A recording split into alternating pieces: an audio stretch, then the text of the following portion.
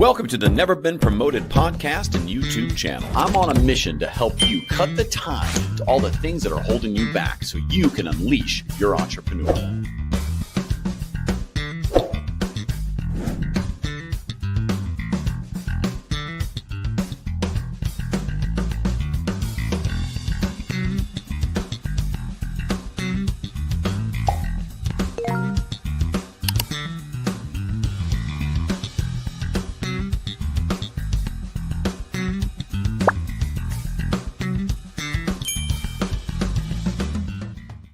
Hey, welcome to Never Been Promoted. Hi, I'm your host, Thomas Helfrich. Thank you for joining in today. We're on a mission, as always, to cut the tie to everything holding us back as entrepreneurs. I bring on entrepreneurs of the everyday entrepreneur, just like you. Maybe you're still stuck in the corporate world and you're trying to break out, and you don't know if you can do it, or you're just afraid to make the leap, or you haven't set yourself up financially right to do it. Learn from these guests, our guests, because they've done it. They're doing it, and that is the step to become an entrepreneur: is to learn something every day. The atomic habits, 1%, move forward. And so if you can get something from our guest today, that's the idea. Now, our one call to action really is just hit the follow button. The follow on Spotify or Apple. It's a very simple thing to do. We do about 5 shows a week we release, and we shoot them all live on YouTube ahead of time. So if you want to see them live a few months before they come on the podcast, you have to hit that subscribe button. I'm not charging for that either. It's free. It's all free. Our guest today is John Hall. We're going to talk about a lot of cool topics around coaching and transforming leaders into game changers and overcoming, things in your life to become great. John and I were doing a little talking off camera here, and I am super excited to have some of these conversations with him, mostly because this is why I started the show. I get free consulting. It's great. Listen, if you want free consulting, do a podcast, bring people on that know more than you, and learn. It's great. All right, John. Oh yeah, last thing. Hit the smash button on that follow. Okay, thanks, people. John, how are you? Hey, Thomas. Great to be here. I really appreciate you getting on here today. One of the things I need to tie is I am addicted to nasal spray. I'm holding this up for you listening. But I think this is like the season. This is usually, if I get sick, this is the season for me to do it. It's like January to March. And it usually corresponds with me stopping to take my vitamin C pills. So Costco this year, we bought like $45 million worth of them. Like a pallet just showed up. So, but you were saying off here, you just got, I'm coming off the flu, right? Last week. Yeah, exactly. And I mean, I'm rarely ever sick, and normally cruise right through things. So this was a tough one, but I'm committed not to cough or sniffle during the show. That's it's my commitment. Like the big goal here is that's what I'm going to do. Just hit the mute button. There'll be plenty of times I'll be hitting the mute button to cough or sneeze or take a drink or something. I say that because that's one thing in like life, like a simple thing everyone needs to get over is a cold, right? Yeah. Sometimes though, as we look at entrepreneurship and the businesses, and we'll get into yours here just really quickly here, but it's kind of like a cold. You expect to get over a cold, and when you're sick, right? The guy who has his health has a million dreams. The guy who does not has but one. But we don't think about that and stuff that we kind of bury away, or things we've been taught or nurtured.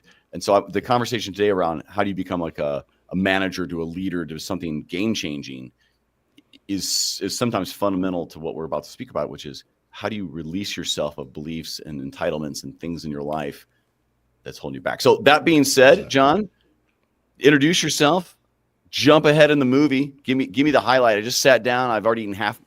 Who am I kidding? I've already eaten my entire popcorn, and it's not even started. Just how every movie goes for me. And then I'm like, oh, I got to go to the bathroom. Do I miss the opening? No, you don't miss the opening, because that's the moment we're going to build towards. So give me the moment we're building towards, and then let's back up into your story a little bit. Yeah, absolutely. So, the story is basically this. I was in a tech career for 25 years, specialized in parachuting in and troubleshooting, areas, turning them around. It started with technology, but we all know technology doesn't misbehave. It's the people, it's the process, the procedure. And on a personal level, so this is kind of the business career. I'm doing this, I'm parachuting in, I'm doing these transformations. It looks fantastic. But on a personal level, I was going through in the middle of a deeply abusive relationship, and had been in there for 25 years. And so when the kids went to college and things just fell apart, I couldn't hold it together anymore with everything that was going on. I am like, okay, what the heck happened? How do I make sure this never happens again? And as I started to go on that discovery and I started to understand embodiment, I started to understand more about breath. I understand somatic response and how our body is tied to our mindset and our beliefs and our ability to stay focused.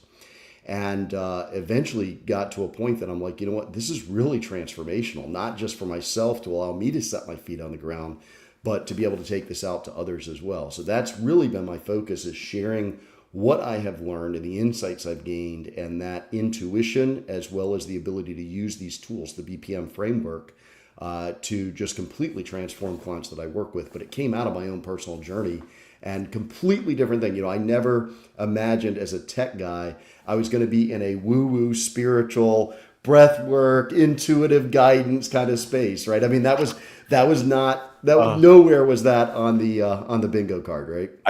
I snorted because, like, I'm on a bit of a faith journey, and like, listen, everyone listening, come on, don't turn off. I'm not going to show up, or I don't care if you actually don't care if you follow Jesus or Buddha or whoever. Buddha's not a religion, but the point is, I found my own. It helps me, whatever it is, and I still have all my doubts, but the truth is, I'm actually considering starting a podcast called Faith and Entrepreneurship, because I'm so interested in these miracles people talk about. And I'm still like, I think they're bullshit sometimes. But yet I meet the person and I go, this guy's broke. It's not like he's making hand over fist exploiting a miracle. Right. He's broke trying to help other people find that miracle. I'm like, and it's not even like relative broke.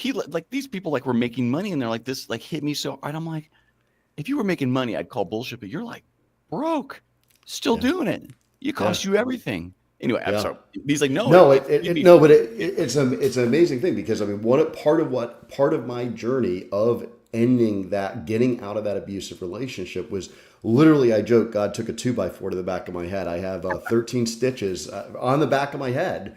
You legitimately had a 2x4 in the back of your head. Legitimately went down, hit the ground, 13 stitches from busting my head open. Hold on a second. That's the opening scene in the movie. You're walking along. I'm a tech consultant. Hey, John. He's like, you got the coffee, and then he walks in the parking lot.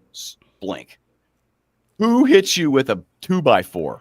Well, it was my own doing. It was, I guess, gravity would be the best thing, because I passed out and went down. But it started a series of events that absolutely I can see God's hand in all of it, allowing me to get from where I was to where I am today, opening up the doors that have been open. I mean, it's when you start to dig in that space and you start to look at it from a relational standpoint, and you start to pause and you start to look at life differently, you begin to see threads that you simply don't see at any other point in time. And you begin to see something that's woven together that is far deeper than you can ever dream or imagine. And that is the beauty that comes out of that. Are we just cockroaches, in your opinion? Like, we look at cockroaches, they don't understand shit, but yet they're hard to kill. And especially little bastards that get in your drain. You're like, how do you even get there? Why are you can't be. Anyway, I live in Florida. Ours are not little. I'm in Atlanta, right? Yeah, so there's the palmetto. The palmetto bugs. That's right. It's a freaking cockroach. I don't care what you say. Those fly. Oh, yeah. I mean, flying cockroach. That makes it so much more fun. Yeah. Sorry, man. Don't get me. No, we are. It's so fascinating though, because we live our lives without that awareness so often. That is a big part of what I really teach, is being able to build in pause, being able to build in reflection, because otherwise we just scurry around and we completely ignore what we're meant to do, what we're capable of doing. Right? We just get trapped in the loops of limiting beliefs, and we just stay in that little cockroach treadmill. Think about it, right? A dog doesn't, like, if it has like an issue, it just is being, right? And we don't know that dog's perspective, that it thinks it's the smartest thing on the planet relative to everything it sees or not. But it also doesn't have a clue there's a dog in China, because it doesn't know about China. Right? And it just lives its life there. And I think to some degree we are doing the exact same thing without realizing it. We just have more perspective of the immediate world around us, which is still wherever that dog lives. So that dog might know the house, the neighborhood, can see the sky, and doesn't quite understand it. But we get out and we're like, oh, we get all this. We see everything. We've been to space, but we don't. We don't know anymore. We don't know the metaphysical or anything past where you are, or what we're a soul. No, and exactly. One of the biggest things that I have really been teaching is understanding the impact that our body and our emotions have as well, because we like to really think that we're these very logical creatures, and we just happen to have fits of emotion from time to time. Exactly. We're super rational. Exactly. And the reality is we are highly emotional beings that sometimes have fits of logic. And when we begin to realize like the impact of the body we're in, the impact of the emotions that we have, when we begin to lean into that as opposed to fighting it's a game changer in our ability to handle chaos, stress, adversity, and tap into peace, awareness, creativity far more than we can otherwise. Listen, one of my best corporate skills was I could wreck any meeting if allowed to. It was mostly because I was never prepared for meetings. So I would find ways to get off topic and then be like, oh, you know what? We just don't have enough time to present that. Let's do that next week, and just never schedule that meeting ever. So that being said, I want to come back to your story. You were getting out of an abusive relationship. If you can, because there's a lot of people who listen to this, a lot of entrepreneurs, thousands of entrepreneurs I've met and interviewed. That is a very common theme, that they're out of some relationship that was no longer working. I don't want to call it abusive. Yours sounds probably because you described it in a way that was a little bit further. Do you mind diving into that, the identification of it, how the kids played in a little bit, and when you were just like, no more, it's my life. Yeah. You know, one of the biggest things that I think people really need to be aware of is the impact that childhood has, and your childhood absolutely has, in your identification of relationships, your definition of relationships, your definition of self-worth, all these limiting beliefs that we pick up. And we literally, I call it, they're like negative pearls, right? Because we take these little beliefs that have been given to us as a child or in our youth, and we don't have the capacity to actually challenge them. So we just accept them. And we wrap these layers of, basically why we think they're true around them again and again and again, to where we just get totally used to this pearl being in our life, right? It's like the way pearls form is that little irritant, and it gets the layers around it, and pretty soon oyster doesn't even recognize it's there anymore. It's just but a pearl has value.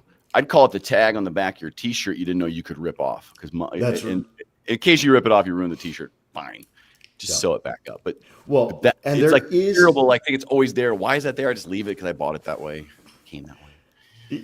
Yeah, but there is a value when you get there is a value when we get to the bottom of this. But the thing is, you've got to dissolve it and you've got to get through it, because otherwise you carry this thing around, you carry these beliefs around, and you do not challenge them. And so you start to build your life around these unchallenged beliefs, and they impact you. So one of my beliefs, my parents got divorced when I was young, and I had a very chaotic childhood. We moved a lot of other things that were going on in there. I love my parents. I have a great relationship with my parents, but it was a lot of processing to get through that, because the chaos that kind of got introduced in through the divorce created a lot of negative beliefs that I carried forward with me. And I carried that right forward into relationship, thinking that, okay, a relationship is all about how much I can do, right? Codependency flares up. I'm like, how much can I put into the relationship? And of course, a codependent person attracts another type of person. And it created a perfect dynamic that, even though I was doing incredibly well, I was a senior VP before I was 30 in the corporate world. I did incredibly well in turning around areas and transforming them. The reality is that I had, this chaos at home that I would go to, and it was a recreation of childhood, and it was draining a tremendous amount of energy and creativity and life out of me, because basically work was the outlet where I was creative. And then instead of it being able to come home and recharge, it was just more chaos and a totally different dynamic that was there. And this is one of the things that is so surprising is people, we build up a tolerance for it. It's like that tag on the T-shirt, like you described, right? Like at some point we just zone it out and we don't think about the impact we have. So it's like when you get in and you scrub all this stuff off, it's like pulling all the barnacles off a boat, and you're like, holy crap, I didn't know my boat could perform like this. I didn't know it was so easy to go sail, right? Getting into the apparel analogy, when you put on your new pair of socks after getting rid of the old pair of socks that irritated you too much, did it feel as good as you thought it would? It is, it's funny because I'm thinking, I literally put new socks on this morning. I'm like, oh, these feel really tight. I'm not used to these. These aren't as comfortable, right? So it's a completely different experience. But it is. It's like you get into things with new eyes and you go, holy crap, this is like, it totally resets. It totally resets when you get in and dissolve some of these limiting beliefs, and you get a chance to come at it from a different angle than you've been just used to living. You thought that was reality. It's interesting. So in any relationship, and I struggle with this too, is you have your own ways you are, and you grow up with your wife and everything else. And we have plenty of issues that we try to deal with. And I look at, and any of the ones, you have two different kinds of people. My wife is like, process driven, completely non-ADHD. Like, in this year, I'm like, the thing I'm going to look at is I'm going to look at adult ADHD of how I can just trim off 10% of that superpower to be more focused. But I tell you this because I think things like that impact a relationship. I think other things like for men, it might be their testosterone's low. It impacts relationship. And these, like, whatever it is. Did you ever look back in your relationship and go, man, if I had done this mindfulness stuff earlier, would it help your relationship? It still helps you no matter what, but would it help your relationship enough to, like, maybe I wouldn't have been in that spot but you didn't know until you're there, but maybe talk about the reflective moments of, oh God, I could have done that way better. Yeah, absolutely. I mean, that is one of the things that, was the saying, an unreflective life is not worth living. And so I was absolutely, it's a tough one to hear, but that was the reality. I was in an unreflective life for a long period of time. I just didn't know any better. I was in the routines of going to church and going to work and doing all the things that appeared to be the right thing, but I wasn't in that mode to really be able to reflect. And what had happened was I had built up, right, again, this pearl concept. We defend our beliefs, right? We get to keep the beliefs that we fight for. And so we do that just naturally. We defend these beliefs of, well, I've got to really work hard to be in a relationship, or I don't quite have the value as someone else might have. So I've got to, I don't really deserve to be treated well, or I deserve to be treated this way. And so we build up all these beliefs. We self-reinforce them. And so without the ability to step back and look at them, and again, I think that it's fascinating because we have an absolute need to build our ability to focus and reflect. I have an analogy of going through the woods with my nephew, and we had been told that he was like 8 or 9 at the time, and we'd been told there was a rabid fox in the neighborhood. So we go out for a walk in the night. We made the mistake of giving him the flashlight. And that flashlight is just going all over the place. I mean, it's going like in the ditch and the trees behind us. And it made it impossible to walk because this flashlight is just going all around the world. We finally had to take the flashlight from him, like put it on the path. And unless there's something that we actually hear that we are concerned about, we're keeping it on the path.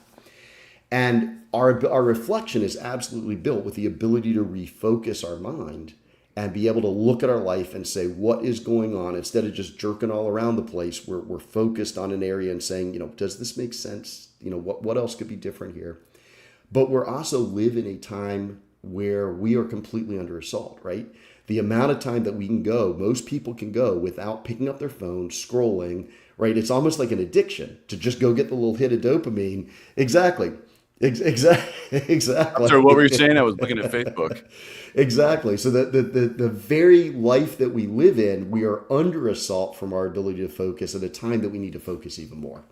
Yeah, but it is that ability to reflect. Sorry, Thomas, go ahead. No, I stepped on you. We had just a tiny delay, so I'm sorry if I do that. The reflection piece is it's funny. So like I said, I started this podcast so I couldn't afford coaches, all the ones I needed. So I just let's just put them on for an hour and I'll steal time and just and extrapolate whatever they've done. I will tell you, the reflective life I have certainly not lived in probably until COVID. I put so much identity into the work and the travel and the things I did. Yeah. The show's called Never Been Promoted because I've never been promoted. But I mean, I advanced. I hit my career 42 chief innovation officer of a $1 billion company, right? Like you know how it is. I'm there, and you get there and you're like, money's great, but this is not what I want. Yeah. And you feel it, but you're like, oh no, I'm pushing that shit way down because this is making some good money. But you can't outlast. People see that after a while. Like you're just not. If you're not all corporate, you're not into whatever that is. You burn out. And if you have things at home going on, then you have another candle burning right at you. But what I never did was reflect back on. I just kind of kept moving, eyes forward, move forward. Yeah. And when I start reflecting, and if you're somebody like me who doesn't really want to share, never has, I'd rather just not talk about it. And you start changing these beliefs. You're not very good at sharing, and that creates problems. But what I started feeling out is I no longer want to believe some things that I've been taught. I don't want to believe. I grew up that the church kind of screwed us over when my parents went through a bankruptcy and we stopped going. And I was so happy because now Sundays were fishing and fun and not getting yelled at and kicked out of church class every freaking week, right? And then I didn't get the cookies of which I was promised, right? Truly a trauma. But the point is, I no longer want to believe some of the things I believe about like mental wellness of looking at men, looking at, like I said, I talk about testosterone, like looking at the things you need to go do for that. And those things I was always been like, oh, men don't do that. Bullshit. Like I'm starting to look at faith differently. So I guess my point is the reflective mind when it happens. And I would love to hear your describe. For me, it was very emotional and very hard. And I'm newer in it. I don't like it, to be clear. I don't like the reflective piece, but I find the benefit once I get through the uncomfortableness of what I don't like. What is your kind of take on that? Because we're keeping it in the framework of becoming a leader and game changer. You got to change your game to be able to do that. And exactly. And this has been, I'll tell you, this is part of what I built the BPM framework, the breath physiology mindset. And breath has been so powerful because I've introduced breath 3 different ways in the way that I've been learning how to incorporate this. And it started through kind of my own practice and then also going through a training program on this where I just worked on myself to really do a lot of this. But the first step has been learning to connect with my emotions, right? So as a guy, that is very, I like to joke that we have 4 main emotions as a guy, right? It's like hungry, horny, pumped, and pissed, right? Those are our 4 basic emotions that we have as a guy. We tend to run off of those 4 and not go any deeper, right? I think there's one around, leave me alone, I need a minute. There you go. Well, I'll come up with that one. I'll fit it into I'm not sure what that's called. There's a 5th. There we go. There's a 5th called solitude. Could everyone just please be quiet? That's it. I'm okay with an 8-hour car ride, no noise, just to be clear. I can just drive through and be like, not a sound. 100%. 100%. Right. But being able to tap into that, right? Being able to tap in and go, wow, there's more than these base emotions, right? Let me start unraveling this. Let me allow this to come up.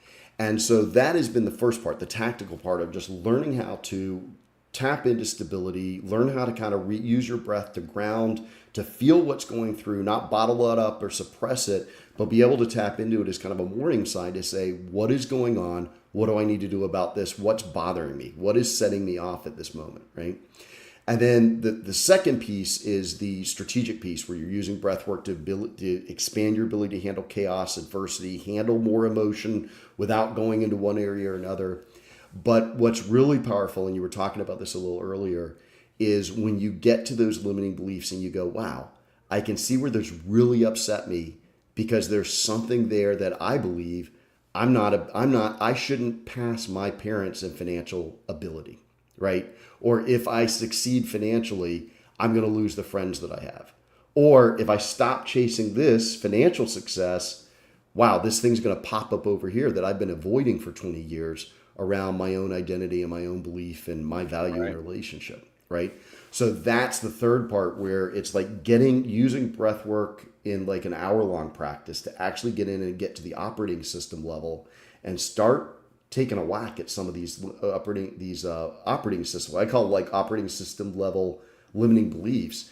And it's amazing that when you get to them and you are aware of them and you just let them go, how quickly these things dissolve. It is not like, oh, I've got all this work to do to overcome my limiting beliefs. I've got to beat them down and challenge them. It's literally awareness. And these things dissolve the moment you make the decision that it's like, wow, I don't want to carry this anymore. And it is literally that fast. What do you, what's your take on some of the feelings you have, like, especially in a relationship, right? Where one person's annoyed by the other. And it goes both ways, and you're trying to make changes in a way to like maybe re-see things, but it's like, why am I the broken one? Like it's annoying you, but it doesn't annoy me what I do, and so the idea, the change of the perspective, I think really has to be because you want it, not because someone else thinks you should be. That's right. These have got to be driven from your own identity. There was what I love, and this is part of being a tech geek for 25 years, is when someone tells me something, I'm like, okay, well, prove it. Like, actually tell me. So there was a study done years ago, and they called it the chocolate cake study. And what they basically did is they did a study where they said, one group of people came in and said, well, I can't eat chocolate cake. I'm on a diet. I'm trying to lose weight. They were offered chocolate cake, and their answer was, I can't eat chocolate cake. And this was the group that was using their willpower to overcome what they were facing. Right. So I'm going to change because I believe it's the best thing to, right? I'm going to change for whatever reason, but not because of my identity. The second group was based on identity. So it's like, well, I don't eat chocolate cake. Like I only eat healthy food. I I'm a don't eat chocolate non-chocolate cake. cake eater. Exactly. Right. Like it was literally their identity. And there was a 50% increase in the ability to eat healthy when it was part of the identity rather than willpower. And then there's all kinds of other science that shows willpower, like it Well, drains our ability to make critical decisions. So when we're constantly trying to fight who we think we are and use our willpower to overcome it, we make crappy decisions, right? we do. And I stopped drinking about 18 months ago after listening to Alan Carr's book, How to Quit Drinking, How to Quit Easy or something, whatever it is. He Okay. has one on, and those principles, what you just described, I think it might be his, because his one about, I guess, eating and smoking is the same idea, that you're reframing the meaning you have to something Right. and what it means to you. And I like, just for example, it's about food, right? Now I'm like, every day I'm like, I know I'm overeating right now. I don't care. Eat it. Right. And you're like, I need to reframe that a bit, because the willpower of like, I'm going to stay at 1,800 calories only lasts like 2 weeks. And then I'm like, Right. screw this. And it never works. I can give you 40 plus years of doing it. Right. It's like, Yeah.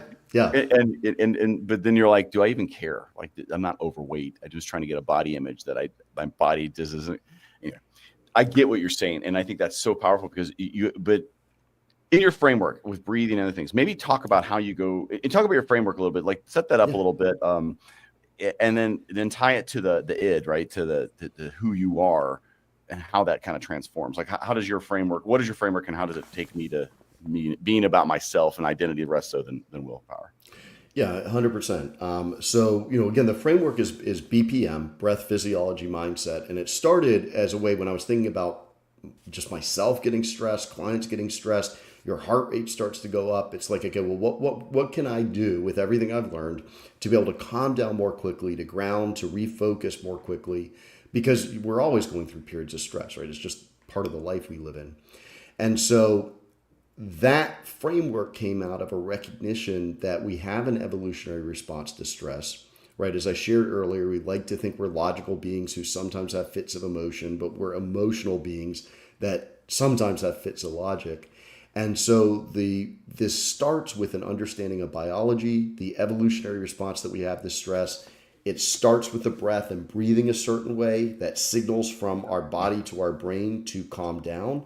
It releases the hijack that happens where our kind of logic center, our wise center, the prefrontal cortex goes offline in stress when we need it most, because this very basic reptilian brain, the amygdala, hijacks everything and takes over, going, you're not safe, I got to step in. So breath is that first layer. We use breath in a way to signal the body to relax. Physiology's next. There's different physiology cues that we can do to give a signal of safety, give a signal of calm. So that's next.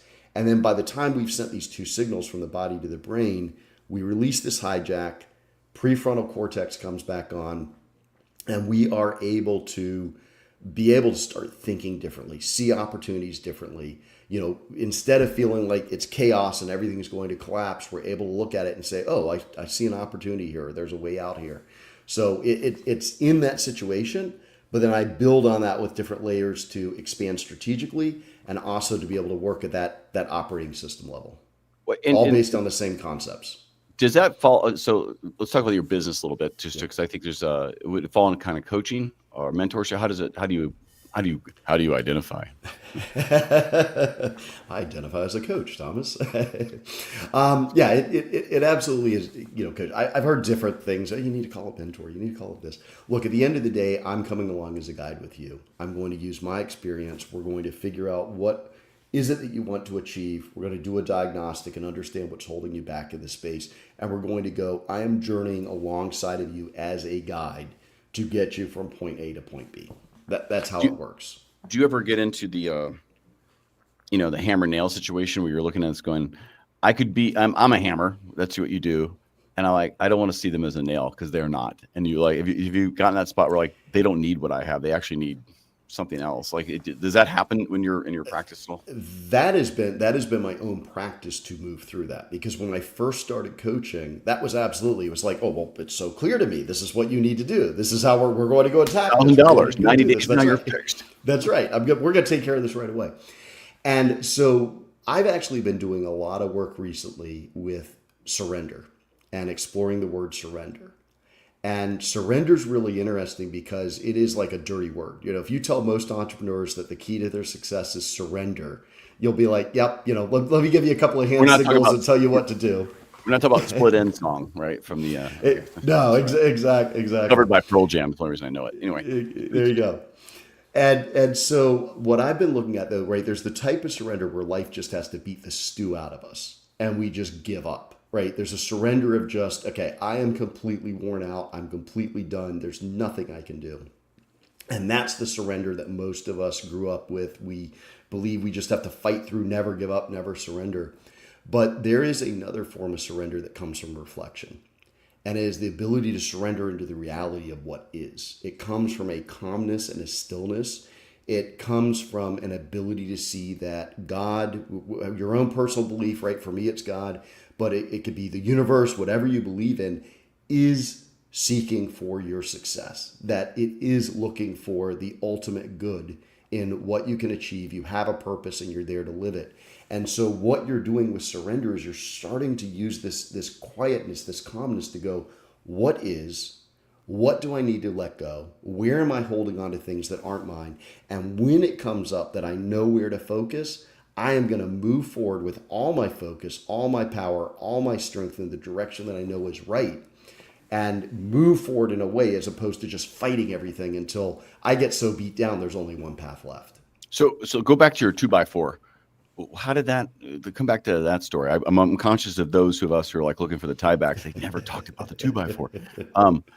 Take me through that a bit, because like sounds like you got hit, like you had a different kind of surrender path. But explain. Yeah. I'd had a couple of health things. Just genetically, I picked up some high blood. I'll get blood sugar spikes. So if I get stressed, if you want to really knock me out, like give me a donut and give me something really stressful. So my insulin will spike, and I'll I go through that. I've managed it. I had managed it for another 15 years since this had happened. But that one day, for whatever happened, right, and it would manifest as I actually had passed out a couple of times before I understood what was going on with my body, because I went up to give a speech one time, and I had what I thought was healthy with a fruit smoothie. I'm in front of 500 people. Fruit smoothie, of course, and then the adrenaline of giving a speech in front of 500 people, my insulin went up and I passed out. Like I wake up and there's paramedics over me and I'm like, what the heck is going on? Like I literally felt like my system's rebooting. And I had avoided it. Like I'd managed this. I learned how to manage it with diet and some other practices, and I had not had it for 5-10 years. And then one day it just came up with the situation at home that I'm getting screamed at. It's in the morning. I'm trying to make coffee, and all of a sudden, boom, down I go. And I come to with coffee grounds and water everywhere. No paramedics this time, mind you. Like, is he dead? There was. They weren't there yet. But I look over and I literally see blood out of the corner of my eye on the tile. And I'm like, oh my gosh. And so, got paramedics there, and they strapped me to the backboard because they weren't sure what was going on, take me into the hospital.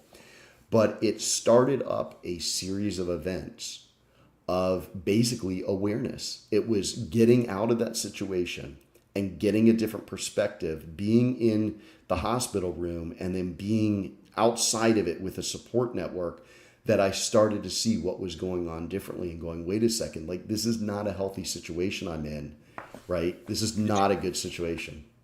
Was one of the realizations I wonder. I'm trying to be more empathetic. And I'm trying to be you. You're in the hospital. Probably hadn't gone to the hospital very many times up to that moment. And did you feel peace that no one was yelling at you in that hospital?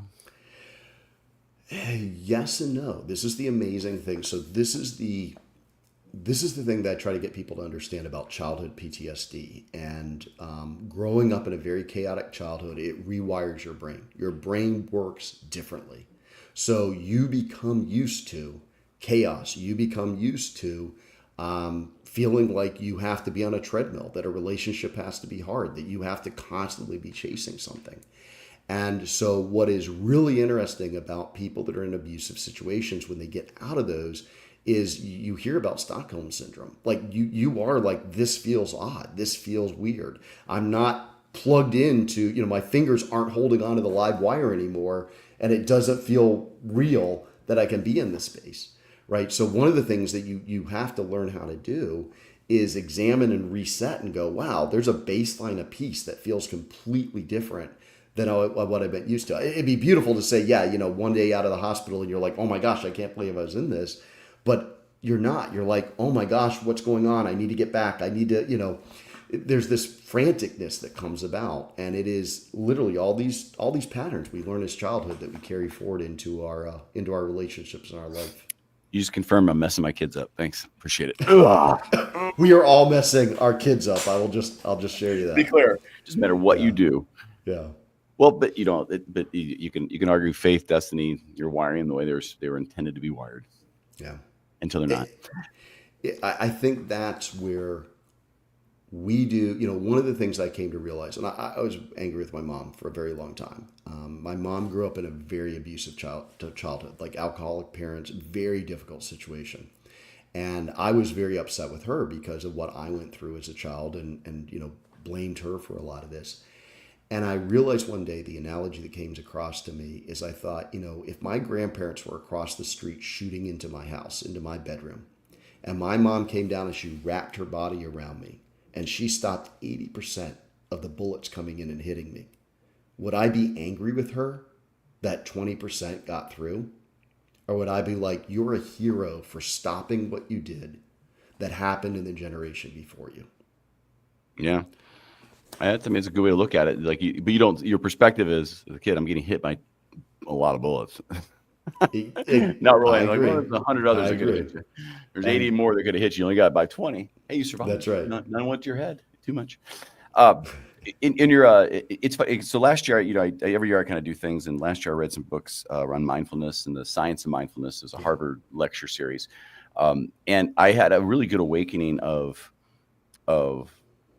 just to me, it was a realization that Buddhism or whatever else, it's not a religion, everybody. It's just a way of living, just to be clear. But they studied the mind-body connection for like thousands of years. Yeah.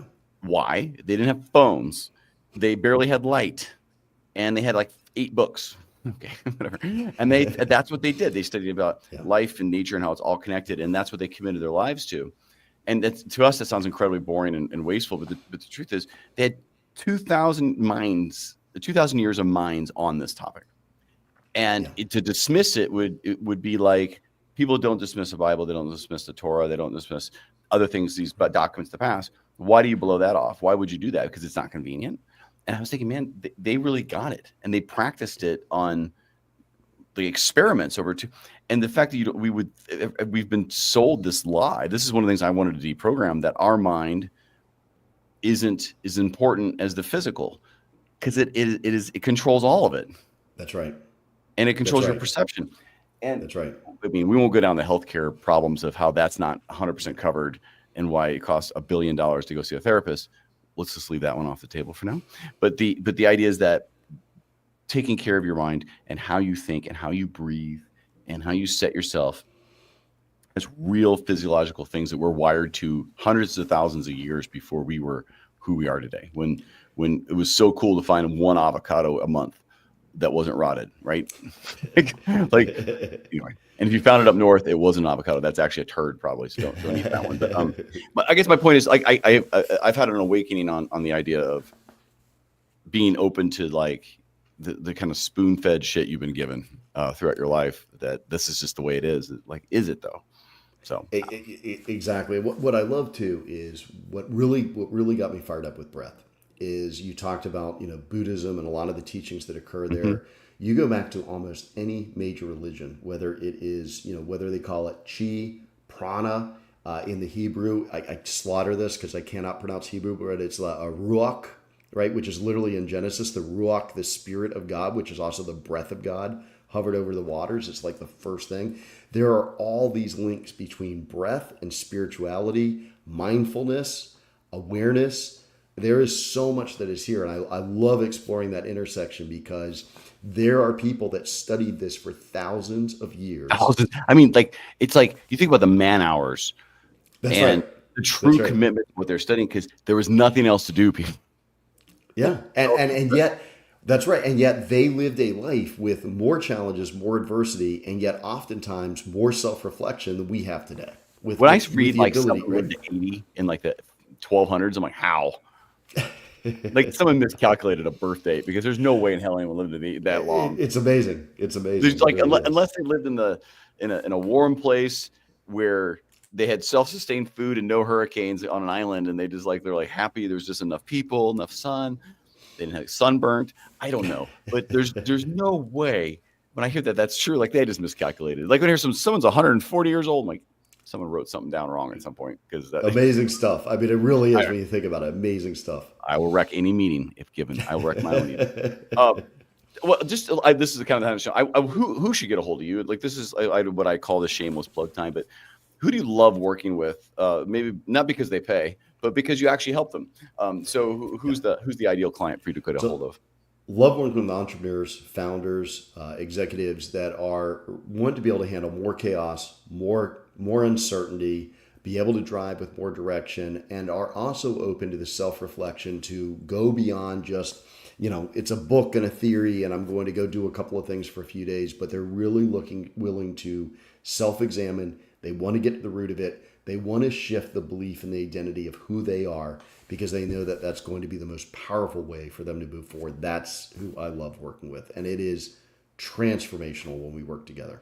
Is your program designed for like, a month, 2 years? Like Tip, get someone's head around what they're actually signing up for ahead of six time. month commitment. So one on one, it's a 6 month commitment. And then I work with the goal. We're going to set our goals at 6 months. A lot of times I work with clients that are like, hey, I want to do this again. I want to do this again. Not because they didn't get the results, but because they got so many results, they want to re up and keep moving forward.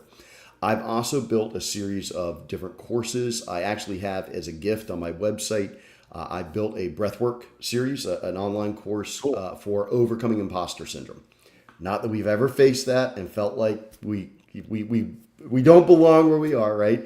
But I talk about how that is just a normal growth path, right? If you aren't feeling imposter syndrome, you aren't stretching yourself. Let's be real. Let's be realistic, right? But then how do we get through that? And I incorporate breath and the science and the techniques around that. So that is available. You get 2 weeks free access on my site. That's another way as the courses to work with me as well.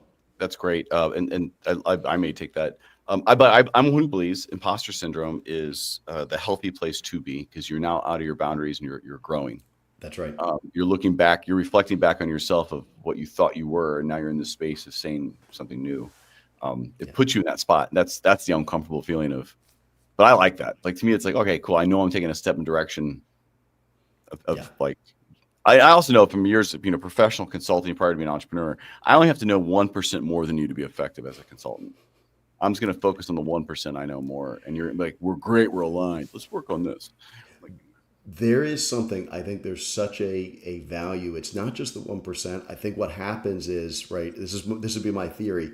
You're coming in unattached to the outcome. You're coming in unattached to all the history, all the patterns, all the BS that's been built up that everyone's believed in. So you're coming in with a different perspective with that, even if it's only 1% more, which I would challenge, but you're coming in with that different perspective going, you know what? I'm seeing things that you guys can see, but you just aren't aware of, yeah, and you're exactly. not willing to act on. Yeah, and I love that. Tell me about the future of this. So, and maybe within the coaching business itself, give some advice about, hey, if you're getting in the coaching business, do this, don't do that. Like, I think we talked a little off camera on this. I said, Yeah. like, people have asked me to coach. I don't think I'm super effective as I could be, but I also don't know if taking a coaching certification course is what I need either. And so give a perspective for coaches out there that are maybe in this space or there's somewhere they're trying to help people get better Yeah. at life. Yeah. What recommendation would you give to them as a business owner? The most valuable. I'm going to give a shameless plug for Pause Breathwork because they did a phenomenal job. But I have taken a number of certification coach courses, but I've also taken the courses that were really focused on developing me.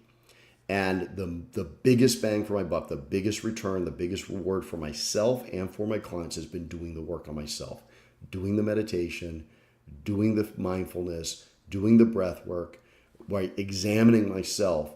The more that I focus, regardless of the technique or regardless of the course that's being pitched, the more that I focused on my own growth rather than learning an external technique, that's brought the most value for everyone that I work with and for myself as well. I think you're describing is very important, because I think sometimes depends on what you're solving. Okay, so how to do marketing better probably could follow some kind of template with an idea. But if you're working on yourself, the contextual data behind that is so complex. There's no way there's probably a formula you can for discovery, but the actual value past discovery and the method, they have to be somewhat tailored. It doesn't mean like you wouldn't have a cadence, you wouldn't have a rhythm, you don't have some kind of plan. Exactly. To me, it's hard to do a long-term digital course for change when it's hard to get the contextual piece. I think AI might be a nice conversation to kind of end this kind of our segment here of where would AI play to help with the contextual framing of what to do next? Because I think AI could get the context. If you did a huge 2-hour brain dump on it like a therapist, it could be like, thank you for sharing. Boy, it sounds like your trauma. Let's delve into the landscape of the tapestry.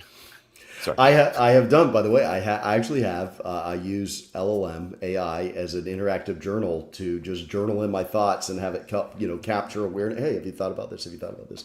It's good for a podcast. Yeah. But you asked specifically about coaching. With consulting, it's different. With consulting, you're coming and going, here's a tool set, here's a goal, here's what we're going to do. But coaching to me is looking at the individual. And that's why I think that self-reflection, the coach being so focused on their own practice is what's really key. But absolutely, the ability to come in as I'll just share this. It's a little bit off topic of the question you asked, but I think that is the difference between the consultant and the coach. You talked about coming in like a hammer and a nail. And I think a lot of times if you're getting someone who claims they're a coach, but they're coming in with everything, everything's a nail and they're a hammer and they're going to pound them in, which frankly is how I started, right? That was early in my growth path. It's not really serving you. So the ability of a coach to sit back, to be able to separate their own triggers and viewpoint and beliefs and everything else out from you and give you a pure perspective, that's where you're really getting the value from coaching. Yeah. And I like what you're doing there, because you have a very specific thing that you're helping them work on to achieve something bigger. It's not the whole game plan. It's additive. And some people be like, that's all I needed to kind of focus, right? That might be all I needed to go there. And I think that's important, because as a business, it's hard because you're going to churn clients because you're going to help them, they're going to lose interest. The ones that stay with you long term, like I'm sure at times you're like, I'm glad they do this, but why? Like, how are they not? But you're happy for it. You're like, wow, thank you. I can pay a mortgage this month because you're here. But sometimes you got to reflect back. So I think as a coach, I think you do start off prescriptive, but I think, like you said, if you have the idea that I need to evolve this to my own version of the world, I think that's the way to go. The AI piece is interesting, because I think I think AI in the future, if you give it enough contextual data and has enough clinical data or other things behind it or other stories that are like legitimate, it really could be a good coach by itself. I have, like I said, I've used AI in an interactive journal format to be able to feed it in information. Hey, what am I not thinking about here? And using it as self-reflection to guide me. I don't know. I think there's just a power in a human element, though, that gets missed in it. And I've noticed that there's some point where I'll just run. I'm like, yeah, you're just looping at this point. You're totally, I know you're always guessing. AI is just always guessing what the best answer is, but you're really guessing at this point. But there absolutely is. I think the AI, I look at it both ways. I use AI as a tool, and it's been incredible in accelerating my creativity, accelerating my impact, accelerating my ability to organize my thoughts, especially at 11 o'clock at night when no one else wants to engage in a deep conversation with me. I can go work on this. But there's also an impact of AI in the world that we really need to be aware of, which is it is a lot of these, we talked about social media. We talked about these things that come up on our phone, and there's AI and machine learning algorithms behind that are way ahead of where our mind is evolutionary. And so, understanding the impact we have and doubling down on the ability for us to focus our mind and calm our mind, I think is going to be more important than ever. So we learn how to use AI properly, but we're also able to train our mind in a way that prevents us from just getting wiped out by all the areas where AI is being applied against us to grab our focus. I joke, as an entrepreneur, you come up with a billion business ideas, and by the time one comes out of your mouth, For you non-ADD people, we have given it some thought of maybe a few million iterations, and it's ahead of all the other shitty ones. So just be happy that we didn't dump the number 485 on the list or something, right? Yeah. One I have though, I think is I hear you, and I'm like, man, I still think this is a good idea. Is I just buy a cabin in the woods and be elegant, just make it nice, but make it a detox house where you're like, check your phones in here for the week or weekend. There's steam rooms in the bottom. There's like saunas, like there's a little hot tub or something, and there's books everywhere. And say, just pick up any one of these and read. Like the whole point of the weekend is it's quiet here. There's no TVs. There are no technologies here except enough for you to cook. And if there's an emergency, right? I love it because I totally geeked out. My Christmas gift to myself the week after Christmas is I have read the Chronicles of Narnia by C.S. Lewis. Oh man, I love them. Absolutely that takes me back. And for some reason, one of the few books I ever read as a kid, man. Exactly, and those things they are so amazing. I loved them as a kid, and I continue to refer back to lessons I learned in that. So week after Christmas, I'm like, you know what? I'm gonna reread these. So I got the books, and I did do Kindle. It was electronic, but I just sat down and went through all 7. It was like such a gift to be so focused and single-minded of I'm just going to go read every single one of these and have some downtime here, and it was fantastic. So I love your detox cabin idea with books and reading and no interruptions. Yeah. Let's be clear. It's all marketing, just because it could be a shitty cabin in the wall. I'm like, no, it's detox. It's beautiful. It's quaint. Cozy. It's all marketing. But but my point was that the principle, I think people would sign up for that because people need it. And I think, one of these solar flares hits us. Oh man, we're going to get some downtime. So get some candles, people. It is such a thing that we've got to be on guard against and learn how to focus our minds, because we're getting evolutionary onslaught with the amount of information that's coming in every single day. I'm going to people who succeed are the people who learn how to do it. I'm going to do a show on what I believe is the next evolutionary step is money driven. So those who can afford genetic mutation with bioengineering is not so much, but genetic mutation where your actual genetics change, where your next the kids coming now are you a genetic pure too? Like, oh yes. And so that we can have beautifully like that will be something.